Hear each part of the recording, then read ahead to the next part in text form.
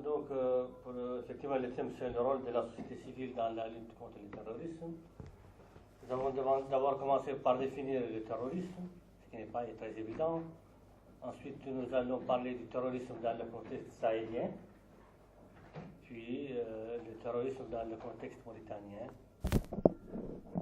Ensuite, nous parlons des réponses apportées par l'État et ensuite par la société civile parce que c'est un rôle complémentaire du rôle de l'État. Donc, ce seront les grands axes des thèmes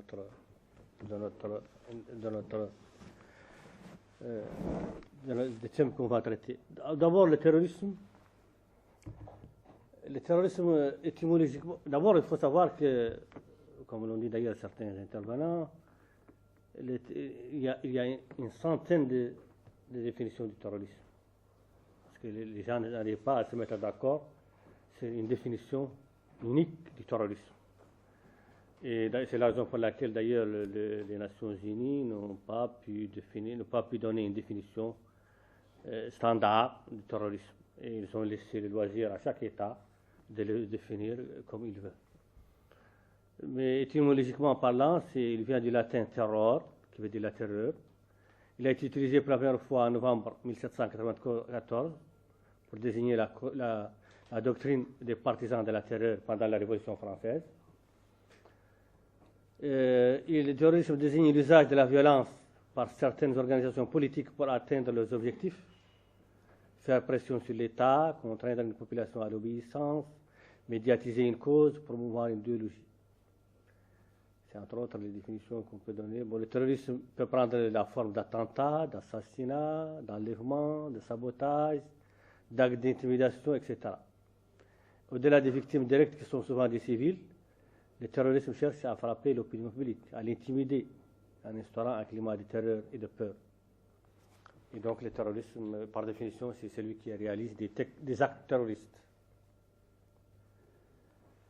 Bon, on va parler maintenant du premier axe de la présentation, c'est le contexte du terrorisme au Sahel, parce que c'est quand même, nous faisons partie de ce grand ensemble qui est de 4 millions de kilomètres carrés et qui est difficilement contrôlable, historiquement très complexe, parce que le terrorisme a une très longue histoire. Le Sahel a une longue histoire. D'abord, c'est un espace très vaste et où on ne peut pas du tout, où il y a des populations nomades qui font de la transhumance et qui sont par définition rebelles à tout acte de sédentarisme. Ils ne connaissent pas la sédentarisation et par conséquent ils sont difficilement contrôlables. Il y a plusieurs facteurs. Il y a des facteurs historiques qui expliquent un peu le problème qu'il y a, le problème du terrorisme au Sahel maintenant. Il y a une opposition entre le centre et la périphérie. Bon, c'est traditionnel dans tous les États. Nous avons par exemple au Mali à côté, nous avons des antagonismes entre le nord et le sud. Au Niger, la même chose. Au Tchad, c'est toujours un peu entre le nord et le sud, entre le centre et la périphérie, parce qu'il y a l'impact du colonialisme. Avant, par exemple, au Mali à côté, avant, il y avait les habitants du nord développés, enfin, étaient là-bas très bien introduits. Et ils avaient, avant l'arrivée du colonialisme, il y avait la traite. Les populations arabes faisaient la traite à l'époque. Et donc, il y avait déjà un climat entre eux et les populations du Sud, un climat d'incompréhension. Et après, avec l'arrivée du colonialisme, le colonialisme n'a fait qu'accentuer ces divergences, parce qu'il a développé le Sud et a marginalisé le Nord. Et quand il y a eu l'État malien après, il a perpétué la même chose. Et donc les habitants du Nord se sentent toujours frustrés. Ils sentent qu'ils sont dominés après avoir été dominants pendant un certain temps. Tout ça, donc, ça explique un peu, parce qu'il faut aller dans la profondeur des choses parce que pour voir la base de ce terrorisme, parce que le terrorisme, c'est toujours quand il y a des gens qui se sentent, c'est la frustration essentiellement. Quand des gens sont frustrés, c'est un terreau favorable au terrorisme. Et bon, bien entendu, c'est un espace désertique très grand. Et bon, il y avait une opposition, comme j'avais dit, entre les Arabes et les ethnies africaines. À l'arrivée du colonialisme, bon, il y avait ces États qu'il a créés. Il n'a pas tenu compte des ensembles régionaux. Il y a eu des frontières artificielles. C'est pourquoi d'ailleurs le principe de l'intangibilité des frontières actuellement doit être médité, parce que nous avons vu qu'au Soudan du Sud, par exemple, en 2011, il est devenu un État. Et l'Érythrée, bien avant, en 1993, est devenu un État, parce qu'il y avait une cohabitation impossible entre ces deux États, et il fallait qu'il y ait une scission. Donc c'est pour vous dire qu'un peu, la configuration de l'Afrique, comme dire, ça n'a pas été fait de façon bien étudiée et en respectant les ensembles homogènes. Ça a causé, c'est parmi les facteurs de déstabilisation. Ne parlons pas du contexte de la sécheresse, de la famine, de la faillite, de la défaillance politique et économique des États sahéliens, la pauvreté, la précarité économique et sociale, le manque de perspectives d'avenir pour la jeunesse désœuvrée, et l'explosion démographique, parce qu'il faut bien, en 2040, l'espace sahélien aura, selon les prévisions des Nations Unies, 150 millions d'habitants. Donc vous imaginez un peu. Et bon, en plus de la montée en puissance des trafics de tout genre, la prise d'otages, l'enracinement du crime organisé, le terrorisme, les rivalités et tensions entre États sahéliens eux-mêmes, parce que nous voyons tous les jours qu'il y a des rivalités entre ces États, des incompréhensions, un manque, une ingérence des puissances extérieures aussi, parce que il faut bien savoir que si vous voyez aujourd'hui la France venir au Mali, ça ne peut pas être neutre aussi. Il y a des intérêts économiques sous-jacents. Il y a le pétrole, l'or, le gaz, donc beaucoup de choses, beaucoup de ressources naturelles potentielles ou avérées. Et donc, tout ça, ça aiguise l'appétit des puissances qui veulent revenir à... Et en plus, la plus grande cause aussi de cette instabilité, c'est les effets induits de la guerre en Libye. Il y a beaucoup de gens qui sont venus, qui étaient en Libye, qui sont venus avec des armes, l'arsenal de Kadhafi est tombé entre les mains de ces gens-là, de ces bandes terroristes, ils sont venus, sont retournés au Sahel. Et tout ça, tous ces ingrédients ont conduit à cette explosion. Bon, le contexte mauritanien maintenant, nous avons un territoire très vaste, plus d'1 million de kilomètres carrés, avec des frontières poreuses, une population majoritairement nomade et analphabète, et les effets de la crise économique mondiale, le chômage des jeunes, j'en ai parlé, un système éducatif non performant, et une influence des chaînes satellitaires, parce que nous voyons qu'il y a les chaînes satellitaires maintenant qui montrent aux jeunes les opérations kamikazes et tout ça. Une jeunesse qui n'est pas bien instruite, bien éduquée, elle est très facilement, on peut vraiment l'entraîner facilement. Et il y a aussi des prêches violents à certains moments dans des mosquées ici à Nouakchott et à l'intérieur du pays qui prônent la violence. Et tout ça a fait que la Mauritanie constitue le maillon faible un peu de la chaîne. Et c'est pourquoi les terroristes ont commencé par attaquer c'est une tactique d'ailleurs très classique. On l'a vu pendant la guerre du Sahara, quand il y a eu le problème du Sahara, le Front Polisario à l'époque a concentré ses attaques sur la Mauritanie, considérée comme étant le maillon le plus faible entre le Maroc et l'Algérie, ce qui a causé d'ailleurs le coup d'État, parce que les attaques perpétrées quotidiennement par le Front Polisario a déstabilisé le régime civil à l'époque. Donc, d'ailleurs, même tout près de nous, l'ancien régime Maouya, son départ doit beaucoup de choses à l'attaque de Mkhaïti, parce que depuis cette attaque en 2005, le régime est devenu fragilisé. Et donc, on essaie toujours de prendre le maillon le plus faible de la chaîne. C'est pourquoi il y a eu les attaques de Mkhaïti en 2005, où il y a eu 17 soldats tués. Le 14 septembre 2008, l'attaque de Turin, il y a eu 12 soldats tués. Il y a eu l'assassinat du touriste français le 24 décembre 2007 à Alleg. L'assassinat de 3 soldats mauritaniens à Al-Qallaouia le 27 décembre 2007. L'attaque de la boîte de nuit en Nouakchott, VIP, le 1er février 2008. Il y a eu 3 personnes blessées. L'opération Kamikaze devant l'ambassade de France. Le 2 février 2011, il y a eu l'opération à l'entrée de la ville de Nouakchott. La voiture qui s'est fait exploser là. Et le 5 juillet 2011, l'attaque de Bascoum. Donc, c'est les principales opérations terroristes dans notre pays. Donc, nous allons voir maintenant quelle est la réponse apportée par l'État mauritanien à ces problèmes de terrorisme. D'abord, au niveau sécuritaire, nous avons le renforcement des forces armées et de sécurité nationale. Ils ont été diminués dans de très bonnes conditions. Aussi bien les avantages matériels que les surarmements, il y a eu les achats d'avions de combat. Et il y a la détermination des différents points de passage sur toutes les frontières de la Mauritanie aussi, ça c'est important parce qu'il faut bien contrôler ce territoire avec des frontières poreuses. Il y a la création de l'Agence nationale des titres sécurisés. C'est aussi, il faut savoir qui est mauritanien et qui ne l'est pas. Ensuite, la carte de séjour pour les étrangers. Il y a eu une création de nouvelles bases militaires, la base de Mrieux.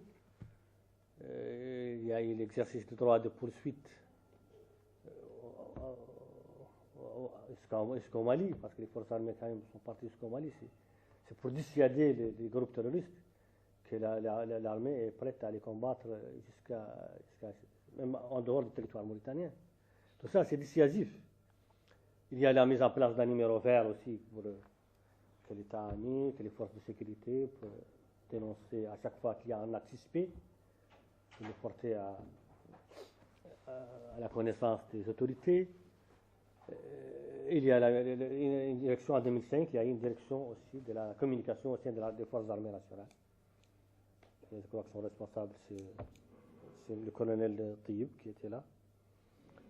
Donc tout ça c'est les réponses qui ont été apportées par l'État mauritanien au niveau sécuritaire. Bon, au niveau politique, économique et social, ça c'est aussi très important parce qu'il ne faut pas oublier que le terrorisme quand même c'est essentiellement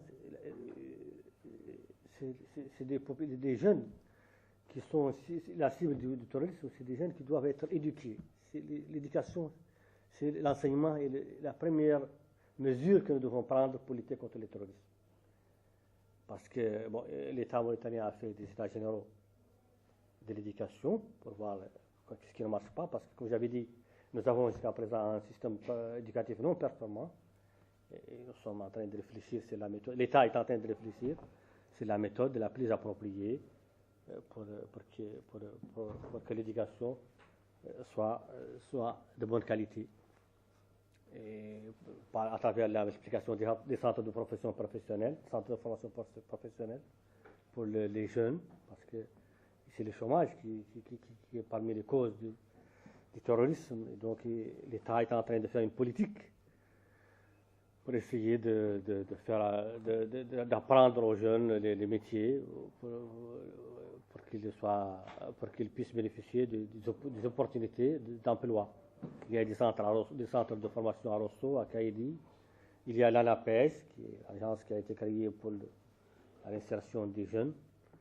Tout ça, c'est des mesures qui tendent un peu, du point de vue de l'enseignement, à améliorer la condition des jeunes, qui sont très vulnérables. En plus, il y a la bonne gouvernance aussi, parce que quand même, le terrorisme aussi, pour lutter contre le terrorisme, il faut qu'il y ait une bonne gouvernance, il faut qu'il y ait une répartition équitable des richesses nationales. Parce que, comme je l'ai dit, la frustration engendre le terrorisme. Quand on sent qu'on est dépossédé de son droit, quand on n'est pas assimilé dans un État, eh ben, ça vous pousse à faire de n'importe quoi. Et parmi les mesures, il y a la loi de 047 du juillet 2005 contre le terrorisme. Cette loi est une mesure importante, quand même prise par l'État, parce que c'est une loi spécifique. Certains États parlent ont intégré la lutte contre le terrorisme dans le code pénal. Par exemple, comme en France, au Maroc, à côté. Mais ici, nous avons pris un texte spécial pour le terrorisme. Le gouvernement a jugé que c'est un domaine très précis, très pointu, et qu'il faut une loi.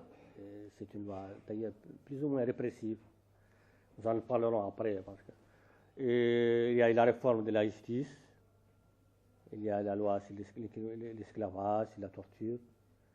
Tout ça, c'est les mesures que l'État a prises dans le domaine de la bonne gouvernance. Après, il y a l'élaboration de la stratégie nationale de lutte contre la corruption et la réforme des marchés publics. Parce que aussi, les marchés publics, il faut quand même qu'il y ait une transparence dans ces marchés publics pour que les citoyens ne se sentent pas lésés. Dans le domaine social et religieux, l'État mauritanien aussi a apporté certaines réponses. Nous avons vu plusieurs séminaires organisés pour former les ulémas, leur parler de l'islam tolérant, la vraie conception de l'islam. D'ailleurs, ce séminaire en fait partie. Il y a eu le dialogue avec les salafistes en prison, et dont certains sont revenus, se sont repentis. Il y a eu le recrutement de beaucoup d'imams qui vient d'être lancé par le ministère des Affaires islamiques. Il y a eu le recensement de toutes les mosquées en Mauritanie. Et donc il y a un contrôle des prêches. Il y a la réforme des mahadras aussi. Parce que quand même, là aussi, c'est parmi là où les terroristes recrutent au mahadra. Donc les étudiants des mahadra doivent il doit y avoir une réforme pour subir un enseignement moderne et leur faire comprendre le fiqh islamique, le fiqh constitutionnel islamique, qui n'existe pas actuellement dans nos mahadras, parce qu'ils parlent du rite malikite, ils parlent de tous les... Mais il n'y a pas, les gens n'apprennent pas le fiqh constitutionnel, parce que c'est une branche très importante que les gens de mahadra doivent savoir. Il y a l'ouverture des centres culturels et sportifs, parce qu'il faut la jeunesse quand même, il faut quand même qu'il y ait beaucoup de centres attractifs pour que les jeunes ne soient pas oisifs. L'État a créé beaucoup de centres, a organisé des rencontres sportives, des marathons, des maisons de culture. Donc il y a quand même des actions dans ce sens. Et enfin, nous allons parler du rôle de la société civile dans tout ça. Le rôle de la société civile, c'est d'accompagner l'État. Parce que la société civile a un rôle complémentaire à celui de l'État. Comment on va se matérialiser ce rôle? Chaque axe qu'on a décrit, la société civile a son apport particulier dans cet axe. Par exemple, parlons de l'enseignement. Nous avons dit que l'État a fait quelque chose dans l'enseignement, a pris des mesures pour rehausser le niveau de l'enseignement.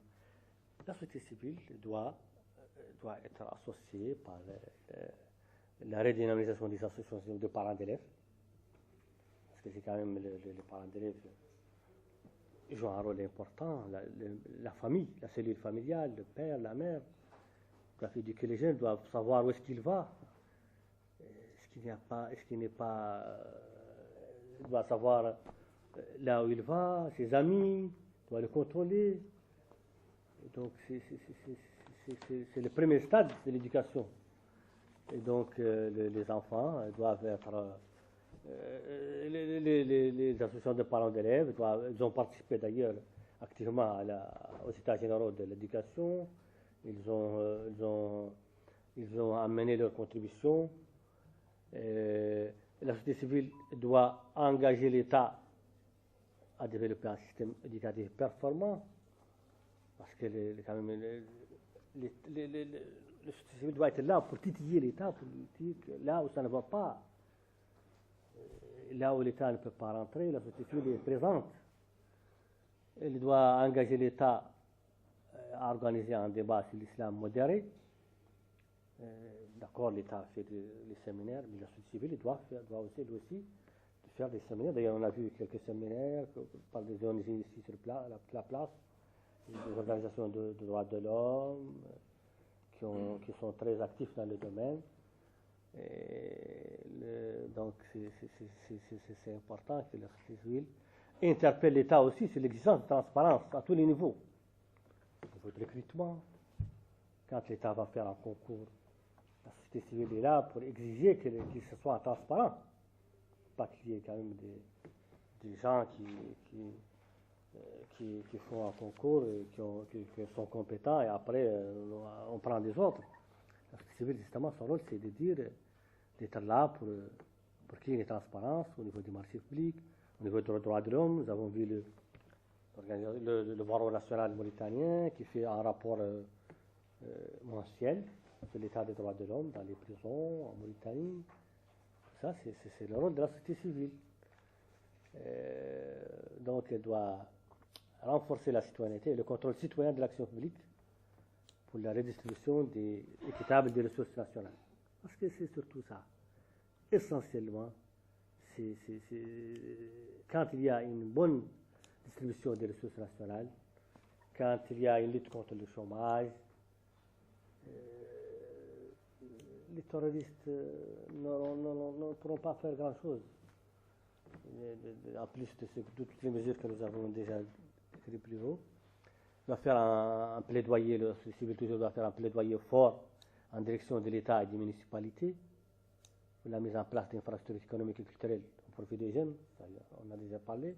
Donc, mais l'État, la société civile aussi doit être là pour les projets de développement, parce que la société civile, de par son rôle de proximité de la population, si un projet est envisagé, la société civile peut dire est-ce que c'est le bon projet, en centre de santé, est-ce que c'est mieux à Batikounou, à Nouakchott, à Kifa.